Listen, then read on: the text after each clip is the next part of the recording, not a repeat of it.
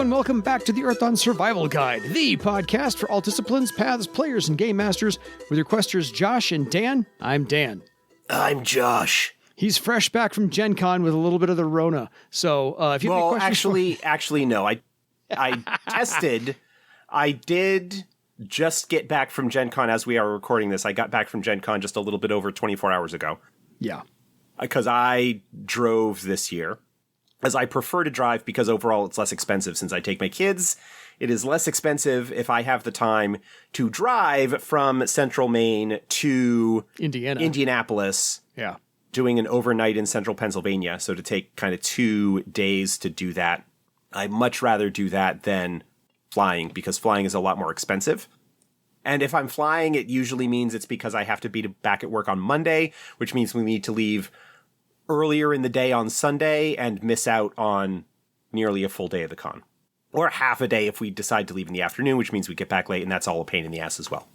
Precisely. Anyway, I did come down with a case of the con crud. I did test when I got back home yesterday, and that home test was negative. I started feeling poorly Monday night. Tuesday felt like garbage as we were driving home, which is not ideal. Fortunately, I didn't have a whole lot of fatigue. It was just like stuffy nose and a little bit of sore throat and achiness. So I wasn't like falling asleep at the wheel, which is good for a 9-hour drive. But then I got home, sort of unloaded the car and went and took a home test, and it came back negative, and I went to bed early and slept through the night, and still not 100%, but I am feeling a lot better than I was yesterday. So I think the rapid onset and rapid recovery is probably, in my case, more likely just a nasty 24-hour cold kind of thing. Yeah. I may test again just to be sure. Before you go back to work? Yeah, I don't have to go back to work until Monday, so like another 4 or 5 days. So I might go and grab new tests just to make sure, because the one that I had was kind of like pushing the expiration date. Fair. So I'll like get a fresh test and see how that works. But I do know a bunch of people who did test positive post Gen Con. This Gen Con was sold out. Mm-hmm. The numbers that they were releasing from Gen Con were saying like somewhere in the neighborhood of like 70,000 attendees. Yep. Can't imagine why COVID might have spread. Yeah. And I was like hand sanitizer. I was doing everything that I could to be good. Even pre-COVID days. Yeah. It would not be uncommon, when you've got that many people in a relatively smallish space. Yes. Stuff just gets passed around. Oh, it can't not. That's especially true among the people who actually work in the vendor hall. Mm-hmm. Because they're just there swimming in that soup for 4 days straight. Yeah. We do see a lot of booth staff and whatnot wearing masks just to try and minimize how much exposure they get. From what I recall from seeing people posting online, a bunch of people left Gen Con and started feeling very poorly that last day or very soon thereafter. And it feels to me, this is not a scientific sample in any stretch of the imagination, but it felt like it was about 50% testing positive and 50% not. So there are probably like 2 or 3 different bugs that were thriving wonderfully in that environment. Well, yeah, it's also hot and it's summer, so yeah. Oh, God. Indianapolis in August. You do know the city is basically built in a swamp, right? Yeah. It's hot, it's muggy, it's just and I'll top you. a lot of walking. I've been to Florida. I get my in steps August. in. I've been to Florida in August. Yeah. It made me very, very glad. Like it was in the upper 80s with like pretty good humidity like the entire time that we're there. We would occasionally get like thunderstorms that would pass through in the late afternoon. That happened a couple of days. One day I was going out to the food trucks to get dinner just as a thunderstorm was rolling in, and they're like, no, we're shutting down the block party, the food truck area because of this thunderstorm that's rolling in. Which meant that I ended up needing to buy a brat from the concessions at the Lucas Oil, the Colts stadium. Which was okay, but it's not Island Noodles. Island Noodles is... Those of you who have not attended Gen Con, I need to talk about Island Noodles. They are not sponsored. That'd be me. We are not sponsored by Island Noodles. Island Noodles is phenomenal. It's a food vendor. From what I've heard, they don't like have a restaurant. They just go around and do like food like events like this. Yeah. Lower overhead. Yeah. So not paying for anyway, a brick and mortar store. Yes. it's basically stir fry noodles. Like they have these gigantic cast iron woks Yeah. that they do noodles and vegetables and everything. And you have two choices. You can either get it with or without chicken. It's not like other places where you place your order and they like make it up for you. They're just constantly making it, and you walk up and they serve it to you in this little cardboard thing. Yeah. And you stick a couple of chopsticks in it, and it is amazing. It is so good. It is quintessential street food. It is just amazing. The food trucks in general there are probably like 15 different food trucks that are there at various points. Yeah. They have a breakfast food truck bit, and then they leave, and then they get the lunch time, and then the evening. Mm-hmm. And like there's a whole different variety. Like another day I had pierogies from a food truck. Yeah. They were also phenomenal. Like I had one that was a classic that had like a sausage, spicy brown mustard, and sauerkraut. And I had another one that had like grilled mushrooms and onions and stuff on top. It was just phenomenal. Yeah. It's almost like half the reason I go to Gen Con these days is to get the food. do the food trucks. So, nope, lightning coming in. We're not going to have people outside in the open when it's possible for safety's sake. Anyway. Fair. But yeah, like it was a lot of fun. Things from what I was hearing, I obviously don't have hard numbers. We probably won't get those for like a month or so. But in general, from what we were told by Studio 2, for Studio 2 overall, the sales each day were better than the same day the previous year. So that's a good sign. I did hear from some other professionals that I spoke with and whatnot that sales did seem to be going well. I talked to the folks over at Artile Saurian, the people who do Cyberpunk 2020, which is not Cyberpunk Red, I think is the current edition of the game. Yes.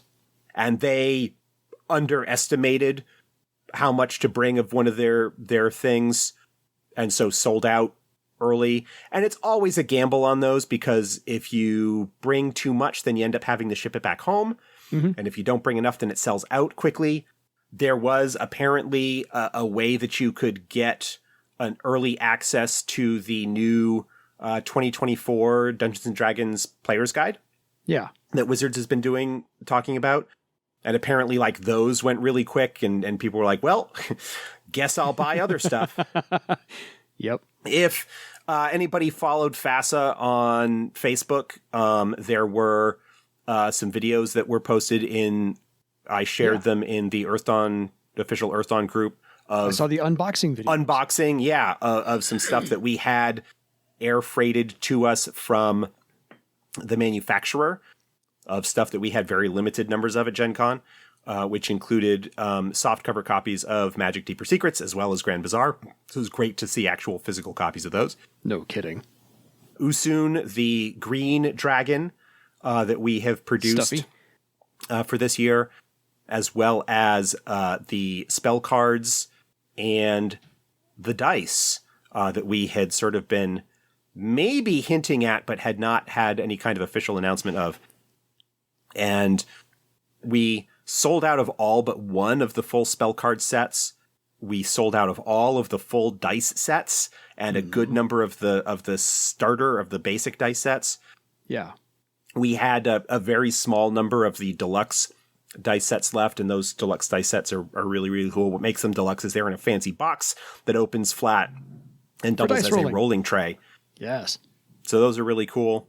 Yeah, so it was really cool. I ran 3 sessions of the adventure that I came up with for this year, which was basically kind of like a Wizard's Tower exploration thing. And for the first time, actually, in a convention event, I actually used a battle map and tokens, essentially, to manage the combats in there, and actually found that it worked really well. Yay! which is kind of a weird thing for me. I have in the past always done Theater of the Mind. Theater of the Mind, but running with a battle mat made the tactical choices like actually required me to sort of make tactical choices in some regards. Yes. The adventure like was very well received. As usual, I had a whole bunch of new players over the course of the weekend. I know at least one of whom it was their first time ever actually playing a role-playing game. Oh, wow. She was there with her dad. Her dad was a longtime Earthdawn fan. Yay, Dad. But it was her first time playing a game. It was her first time playing Earthdawn to boot. And she went and bought a player's guide from the booth because of her experience. So yes, yeah. Convert. So yeah, generally like went really, really well. I got an opportunity to play Monster of the Week with my friends at the Crit Show. Mm-hmm. Got a chance to play a game of Divination, which is a tarot-based RPG that I backed on Kickstarter because it was created by another friend of mine. This is an interesting one where the tarot is not just the resolution method, but is integrated into a lot of other aspects of it. And one of the other things that's really interesting about this game is that rather than each playing your own character, you are playing aspects of the same character in kind of like a Herman's Head kind of situation, or Inside Out, I guess, for a more contemporary reference. Fair. Each of the players, and there were it's 4 players, creates a character that is an tarot archetype, like Greater Arcana aspect of the hero that you are all playing. And so it is one character that is kind of going through this modern magical realism / urban fantasy kind of setting. Yeah. But each of you are aspects, and so have your own goals and personalities and whatnot, and can take control who is sort of in the pilot seat of the hero at that particular time, and you have different powers that can affect, like, for example, okay, like as a really quick example, the archetype that I chose was the Fool. It's one of the 8 choices that are available. Each of the different archetypes has powers that they can use. It may require that they not be in control at the time, or if they can seize control in order to make something happen to get bonuses to the polls that determine the results and whatnot. But one of the Fool's powers, for example, is that if a card comes up on a test that is a success, I can use this power to basically take that card and hold onto it.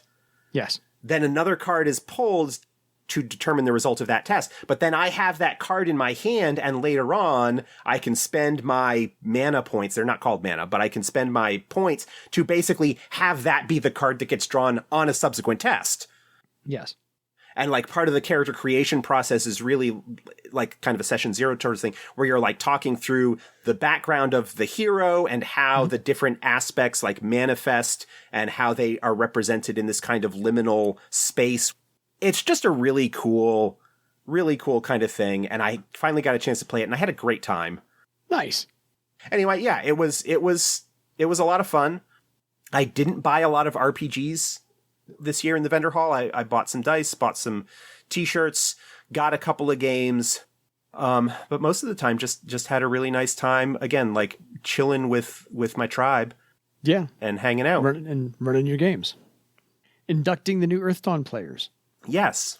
Did you do your usual? Make everybody a little binder and hand them all out? Yes, actually. And what I'm going to do here, because of course I didn't end up using all of them. I've got a couple of them left over.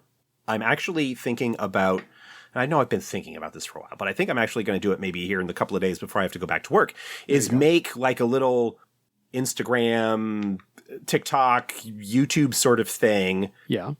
I talk about these things all the time. Here, let me show you what it actually has. And do like a quick sort of thing so I can show off what it is that I actually do as part of my prep for the pre-generated characters at conventions like Gen Con, but other places where I run Earthdawn. Not a bad idea. Anyway, so that's kind of the Gen Con wrap up. It was pretty cool. Got sick towards the end. That's not super unusual. Although this is the first time since 2019 that I actually have. Because, of course, 2020, they didn't have one. 2021, it was a much smaller, like it was only like 30,000 people. Mm-hmm. Because it was the first year after, and it was in September, and it was required, like, you need to be vaxxed and masked and all of that. 2022 was, again, still required that sort of stuff because it was still sort of early enough. It's amazing what wearing masks in public and practicing good hygiene can actually do. But I think this year was a combination of just too big, but also a lot less attention on masking and so forth. It was a sort of thing like, hey, if people are masked, don't make a big deal about it, but we're not going to enforce much. Let people make the choices that they want to make. And a lot of the professionals and the folks that were going to be interacting with a lot of other people tended to be masked. But I would say probably, certainly the vast majority of the attendants to my eyes did not, were not masking. Fair enough. Which, is unfortunate, but it is what it is. And there's not really anything that can be done about that. Yeah. Can't play mask police everywhere you go. Well, yeah, obviously you can't. I mean, it is still out there, people. Don't think that just because everything is kind of opened back up and life is quote unquote back to normal, that it's not out there. Or that it's not announced in the news, it's not out there. It is still dangerous. I've had it. I don't recommend it. Yeah, I know. I had it once and it laid me out, so I'm not going to argue. But anyway, we all of that aside, on the show. So if you have any questions for us about anything else about Gen Con, by all means, where to find Josh's little other Instagram, TikTok thing, by all means, drop us a line. Yeah, you will find me probably if you look up Lore Merchant. I think that's my handle on pretty much any social media that I am doing these days. Of course, I will probably also share it to the Earth Dawn official Earth Dawn group on Facebook. Mm-hmm. So yeah, I'll have it out there, and when I have it done, I will probably drop it in the YouTube feed for the survival guide as well. Why not? So yeah. Anyway, I agree with that. So tonight's episode is all things shamanical. Because I make up words and this is what I do. So we're going to go through the first and second circle spells out of Magic Deeper Secrets, because we're doing this little 5-part series at the moment to cover all the first and circle spells out of this book, because you should all get this book. It's a big tome. Josh actually now has the physical copy in his hot little hands. I don't.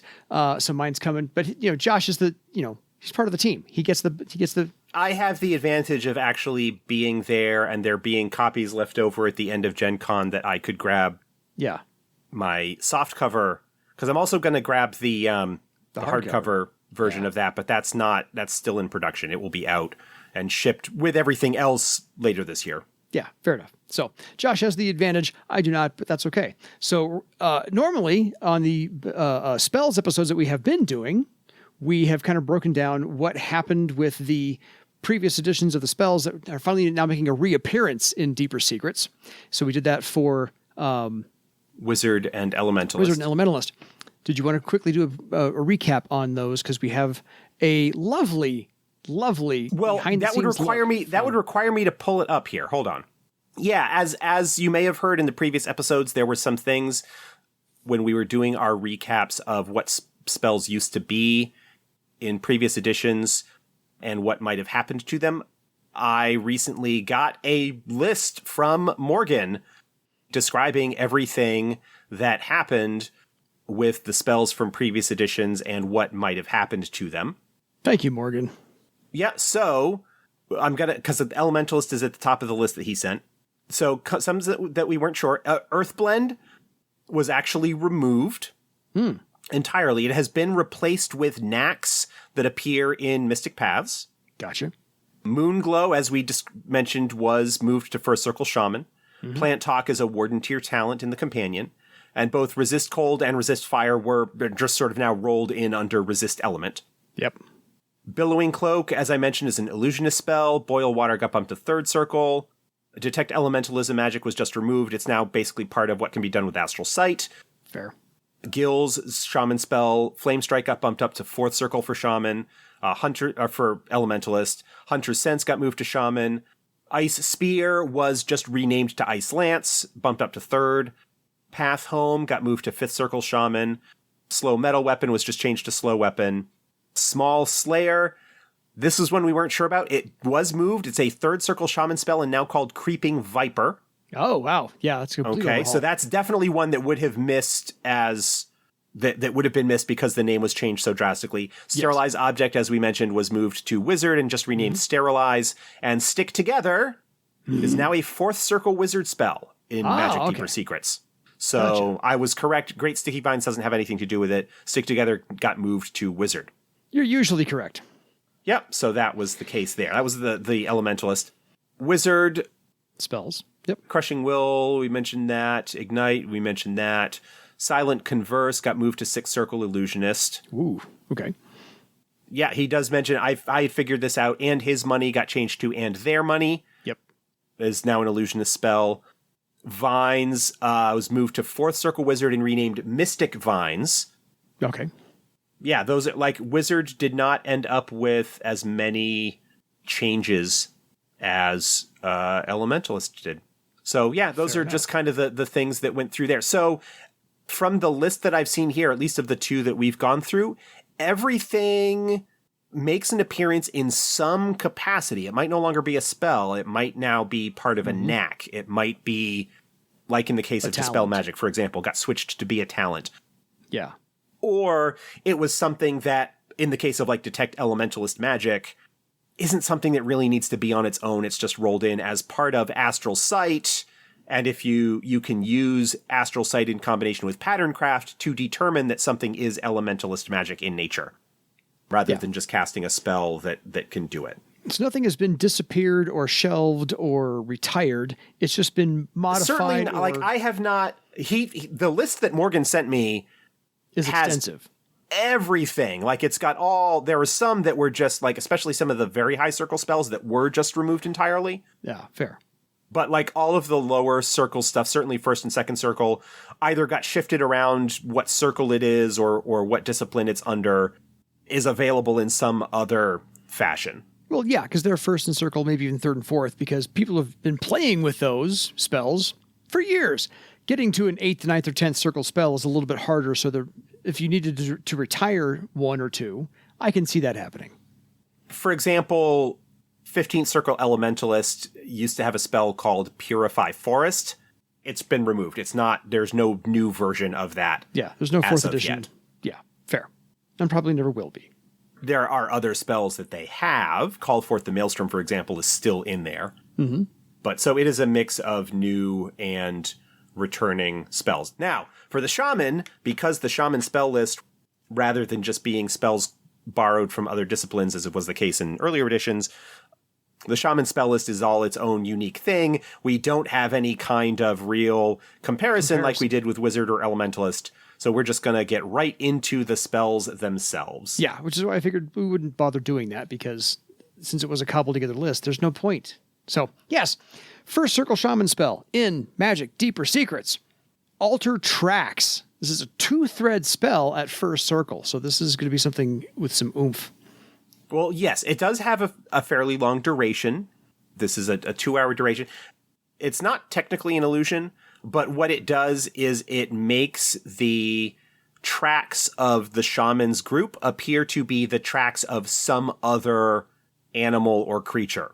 So you can't conceal the number of people there. You can just say, okay, instead of looking like a bunch of name givers, it looks like a bunch of wolves or a bunch of elk or whatever kind of animal you want it to be. It does increase the difficulty number for folks trying to track the group by 4. Mm-hmm.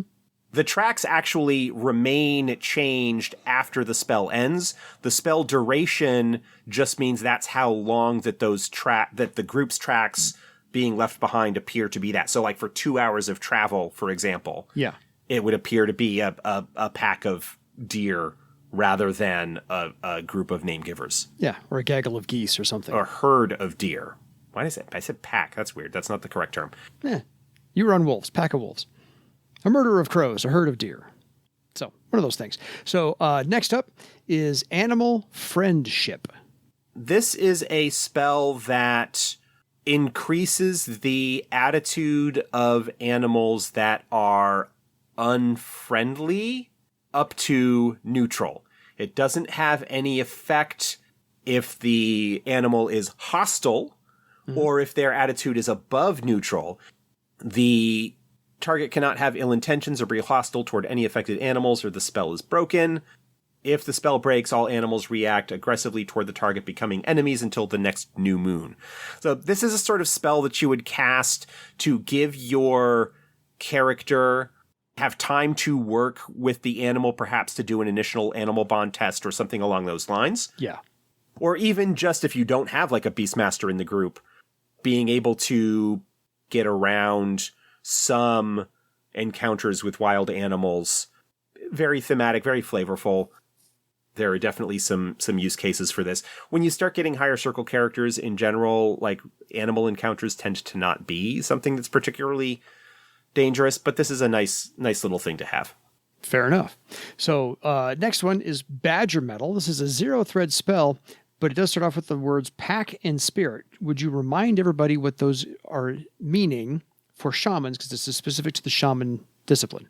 The spirit keyword, I'll talk about that one first, means that the spell in some capacity summons or interacts with a spirit that actually is kind of what causes the effect of the spell.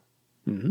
These are keywords that show up with shaman quite a bit. It will also show up in elementalist or nethermancer spells. So that's what the situation is with that.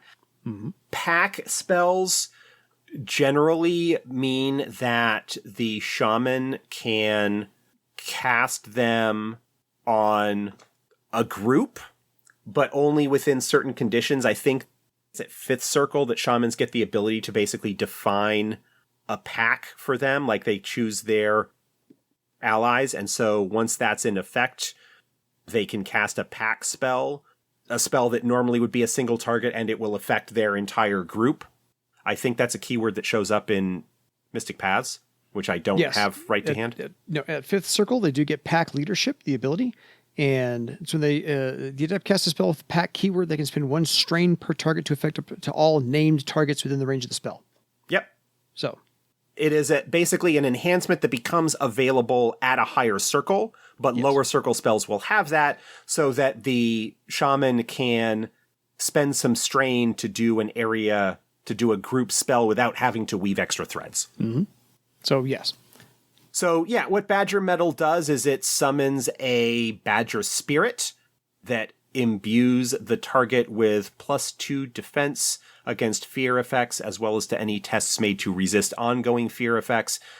Similar to the sort of thing that you get with Heartening Laugh or Lion Spirit, Lionheart. No, Lion Spirit. Lionheart, Lion Spirit. Yeah, those kind of things where you get bonuses to fear and to appropriate defenses and to tests made to resist such things. Yes. It's a 0-thread spell that does kind of that thing. So yeah, it's very helpful since you can cast it anytime, anywhere, pretty much. So next up, Cetacean Breathing. Also a pack spell, also a spirit spell. This one allows the target or targets of the spell to, again, as a spirit spell, it summons a cetacean spirit, whale, dolphin, porpoise, something along those lines. Mm-hmm. The target, if successful, does not need to breathe. They can basically hold their breath for the duration of the spell, which is rank minutes. And the extra successes on it increase that duration as well. Absolutely helpful. Especially if you're a cinnamon who needs to cross a river you can't swim through. It's holding breath entirely, so not just water, but also any kind of poisonous gas or other kind of situation where breathing would be dangerous. Yeah. This is just a cool little spell. Oh, no kidding. I just wanted to offer up the most obvious example for its use. Next up is a 0-thread spell called Hungry Like the Wolf. Of course, thank you, Duran Duran. It's also a spirit spell. Yep, this summons a wolf spirit that grants the target bonuses to tracking tests. Nice. Yeah, that'll boost your scout immensely. I like that. Yep, and it also negates any penalties to or increases to the difficulty number that are the result of weather. Yeah, very nice. It's a tracking enhancer. Yeah, no, it's worth every penny on that one. For your next first circle spell, this one has 3 threads, and it's called Pack Mule. It's also a summoning and a spirit spell. Yeah, this summons a tasked spirit. It summons the spirit of a donkey or mule or burro or some kind of equine beast of creature, some beast of burden that will carry your stuff. Mm-hmm. And that's what you want it to do. Yeah. The duration is 1 day, so it's something that basically like you would be able to cast and refresh every day. Yep. It has the equivalent movement rate of an elf or troll, a movement rate of 14. It can follow super basic commands. Obeys all spellcaster commands to halt or follow, but don't get cute. It's been a long day for the spirit already, and these boxes still need to get to Paramus by nightfall. Some of the writing is very cute. Yes. The spellcaster must provide suitable containers. Crates, carts, saddlebags. This is just your saddlebags, crates, propulsion. ropes, etc. This is just purely the animal, so to speak, to do it. It can only carry 100 pounds. It's not like miraculous. You can increase the effect, how much it can carry with extra threads. Mm-hmm. It's got physical and mystic armor, but if it takes any damage, is further from the spellcaster than the range, or used as a riding animal, regardless of the size of the rider, this includes windlings, the spell ends. And only one casting can be active at a time for the caster. Yes. Again, this is something that is handy, might be able to help you if you've got appropriate stuff to haul some loot out of a care, or if something happens to your other animals, you might be able to use this to help carry additional supplies. So again, it's a nice little tasked spirit kind of spell. Agreed. No, I dig it. It'll help out any party anywhere. Next up is Woodland Helpers. This is your Disney princess spell. There you go. This is another spirit spell. This summons a bunch of small animal and beast spirits in the area to help the caster perform menial tasks.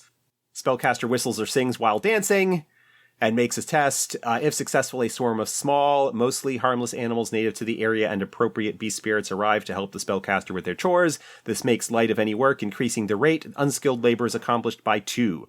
Spellcaster must help in the efforts, and the summoned entities must remain within range. They're useless in combat. Even the threat of violence scatters them and ends the spell. Despite their number, the helpers aren't the most efficient and prone to frolicking and playing. Some shamans use the spell simply to gather company. It won't summon arthropods under any circumstances. So no spiders. Yeah, this is your doing the dishes, hanging the laundry, sweeping. Like I said, it's your Disney princess spell. This is the mice making Cinderella's dress. Yes. This is the bunch of woodland creatures that help Snow White clean the dwarves' house. Yes. Yeah. I am not kidding when I say this is the Disney princess spell. It couldn't be laid out more simply unless the title were to change.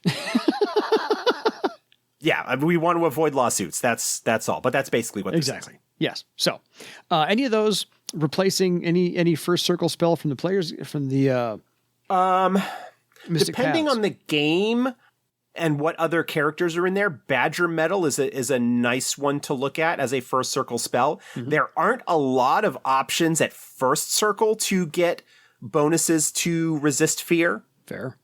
Generally, like Heartening Laugh, I think doesn't show up until third circle for Swordmaster. It might be an option, but a lot of those fear resistance talents and whatnot tend not to show up until Journeyman Circle. Fair. That's a nice one to look at. I think again, like many of the spells in this book, I think they're cool. I think they're flavorful. I think they have utility.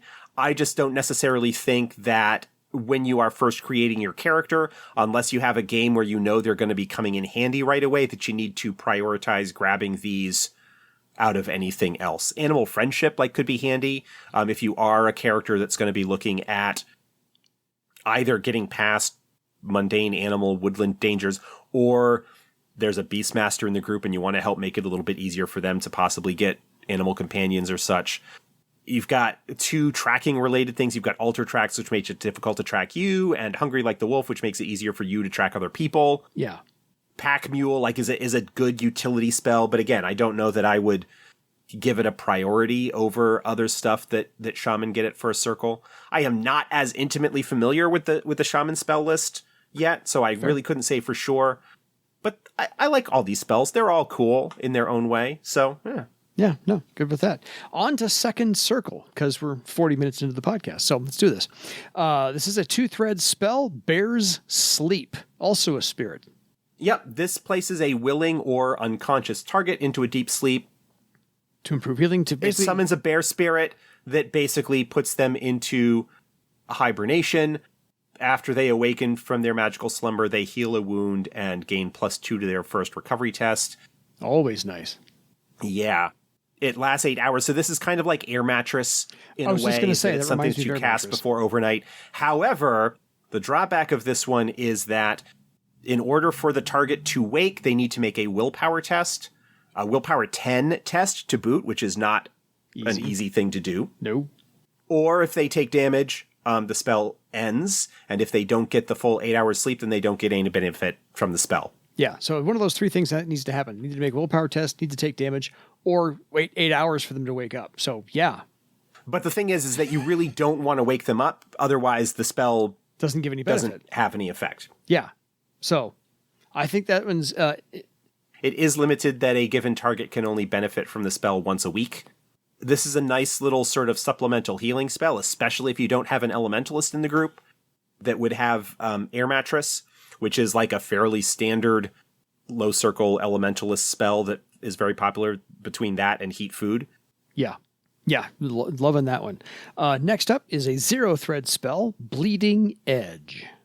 Yeah, this weapon, this enchants a weapon to provide damage bonuses, but only against a target that has damaged the spellcaster. So it's not an across-the-board damage boost like, say, Iron Hand from the wizard is. Mm-hmm. But the shaman casts a spell, and the weapon in question, which can also be a natural weapon like claws or whatever, gains a +6 bonus to damage tests against the selected target. And where it's a 0-thread spell, you can cast this in combat. Yeah. The idea is that if you get injured, you can then cast the spell either on your weapon or an ally's weapon in order to grant that weapon a bonus to damage against them. As long as you can touch them, you can cast that all day long. The damage boost, the target that you're applying that to, can have injured you within the past day. So it's not something you need to do within the same combat. You can do it later. If you find that you're going up against them again, then you can cast that spell to gain the bonus. Yeah, good stuff. Next up is a 0-thread spell, Hair Frenzy. Yep. It feels like this was a spell that existed previously. It rings a bell, yes. I think it was a wizard spell originally. Either that I don't know it had the same name, but it feels like it was a wizard spell. Yeah. It basically makes the target's hair go wildly distracting. It grants a harried penalty. It makes the target harried. The target needs to have hair or fur, enough of it in order to be affected. As it says, to Scrang are unaffected unless they're wearing a wig for some reason. It says, yeah, sorry to Scrang, sorry. Obsidimen as well, likewise, would probably not be affected by it because they don't really have hair either. Yeah, no. But yeah, I mean, for a 0-thread spell, a harried penalty, that can be helpful. Exactly. We're going to go on a run of 0-thread spells here real quick. So Invoke Turtle Snap, also a spirit. There you go. Yeah, this is a damage spell. It summons a turtle spirit. With heavy armor plates and a foul disposition. Casts against the target. The spirit surfaces from the ground, imbues the spellcaster with ghostly armor, all while glaring at the target, and then strikes the target by extending its neck. It does willpower +4 physical damage to the target and grants the caster +2 physical armor until the end of the next round. Nicely done for a 0-thread spell. Gonna love that one. And then another 0-thread spell, Invoke Wolf Maim. Yep, this is another damage spell. Similar to Turtle Snap, cast it on the target. A wolf spirit shows up and basically bites at the target's legs. Mm-hmm. Does will +4 physical damage, so the damage effect, the damage that it deals is the same, but it does have a secondary effect that the target's movement rate is halved until the end of the next round. Nicely so basically done. like sort of hamstrings them and they move slowly for a little bit. Yes. So I think those two are fantastic back to back. Not to be outdone, zero thread spell, second circle, Porcupine Quills. Yep. This is a boost spell that makes clumps of quills emerge from the willing target's skin, makes it more difficult for people to grapple them. Any attempt to grapple the target requires an additional success, and the opponent automatically suffers step 8 damage if they do. Youch. And armor does not protect against this damage. Once grappled, then the grappler does not continue to suffer damage. It's only on the initial attempt that happens. Yeah. But with an additional success being required, I think on top of the extra success against physical defense that it might already require, it makes grappling painful.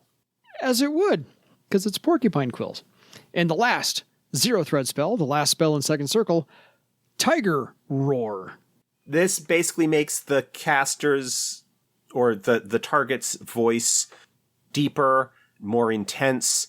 If successfully cast, a tiger spirit roars, briefly stunning those around and leaps into the target, causing them to roar with similar fear-inducing qualities, granting +2 to battle bellow, battle shout, howl, any kind of shouting intimidation type of tests. Nice. Yeah, if I could lower my voice like that, it'd be great all day long. So, any of these to get immediately or place for a higher priority on than anything in the Mystic Paths? Bear's Sleep is nice. Yes. Those little like overnight healing boasts, especially where it also heals a wound, which not many other spells at that circle do. Mm-hmm. Even more useful if you don't have an elementalist in the party, again, to give you air mattress or heat food. Invoke Turtle Snap is pretty sweet. I'm digging that one. I would like that one. The additional armor boost plus the damage. It's a little bit close range. It's only 10 yards, which is fine. Invoke Wolf Maim, likewise, is a decent spell. I think I would, in general, prefer Turtle Snap over Wolf Maim. Yeah. But if you have enemies that might be attempting to flee, or you've got enemies that have a significant movement rate, then being able to reduce their movement is fine. Porcupine Quills is really situational. I would say perhaps that it might be worth having in your kit because while it specifies grapple, I would also say that any kind of creature maneuver that's like grab and bite or grab and squeeze or something like that where the creature can spend extra successes to automatically grapple the target, it would affect those as well, would require them to spend an additional success, and the damage that it deals when they do that is probably worthwhile. Yeah. Tiger Roar, if you've got people in the group that have those abilities, that's probably worthwhile. I think the second circle spells broadly are all just really cool spells. A lot fewer of the sort of utility and cool flavor spells here, and ones that do feel like they have pretty nice side effects. Bleeding Edge is a nice damage booster spell that you can roll out in combat if you are the type of character that is going to end up getting injured. So, yeah. Agreed. No, I like all these. I've wanted to play a shaman before, but now I really want to play a shaman now with the. I had a shaman as one of the pre-gens for my Gen Con games this year. Yeah. Man, they are really cool. The spell selections that they get, I forget exactly now off the top of my head what spells I gave the shaman. It was only second circle, but it had he had pack tactics, which is really cool. Yeah, no, the shaman is phenomenal spell selection just in general. Really flavorful, really cool control and buff and spells like that. It's just really nice. Fair. So back to the first 10 minutes real quick. I'm going to ask a question. So the new player to the game who bought the player's guide after they were done, this is her first RPG ever. What did she play? I don't remember. Dang it. If I had my notebook here, it's in the other room. If I had my notebook, I could look it up and find out. Fair. She did not play a magician. I think her dad was also in the game, might have played the Windling Shaman that I had made. Cool. Could be wrong. No, I think a Windling Shaman's an awesome character. Yeah. The Windling Shaman in my pre-gens is pretty cool. I think she might have played the Archer because it was her very first time. Like, the Archer is a really good... Yes, that's most people's first. Starting character. Yeah. My choices this year, I had Windling Shaman, Deskrang Wizard, Elf Swordmaster. I'm not going to try and remember what race I had paired with each discipline off the top of my head. That's fine. So I had one of each name giver race. I make 8 characters, so I have one of each as an option. Obsidian Warrior, Elf Swordmaster. I think the Orc was an Archer. Windling Shaman, Deskrang Wizard, Dwarf Beastmaster, Human Scout. What race haven't I mentioned? Dwarf. No, the Dwarf was a Beastmaster. Sorry. Dwarf Beastmaster. I used to try to go by size. Troll. Oh, Troll Weaponsmith. Oh, yeah, there you go. That was the last one. Yeah. That's what I had this year. Nobody played the Dwarf Beastmaster in any of the games. Interesting. Yeah, I know. The Beastmaster is usually a popular one, but the Dwarf Beastmaster didn't get... Well, it might have been played in the first one. Fair. Notes will discern. It was cool, but I think it was the Orc Archer that she played, but I could be wrong. It's okay. Most first-timers end up with an Archer because it's pretty safe to stay with like, again, I make second circle characters, or at least they were for this year, because I like to give them a couple more fun toys. As I kind of talked about when we went through the progressions for starter characters, you sometimes don't get the full range of what a discipline is capable of doing until you get some of the extra circles on and get access to some of their additional toys. Oh, yeah. I tend to make second or third circle characters because they're a little bit tougher and it makes it easier for me to balance the adventure. Gives them a couple of extra toys to play with without overwhelming them with too many options. Yeah. And I think like second circle is a pretty nice sweet spot there. It is. So, folks, if you have any questions for us, anything more about Gen Con you want to know, or Josh's pre-gens, or any of the spells we talked about, if you're enjoying this with Magic Deeper Secrets, by all means, drop us a line at edsgpodcast@gmail.com. And until next time, go get some island noodles for your legend. Good night, everybody.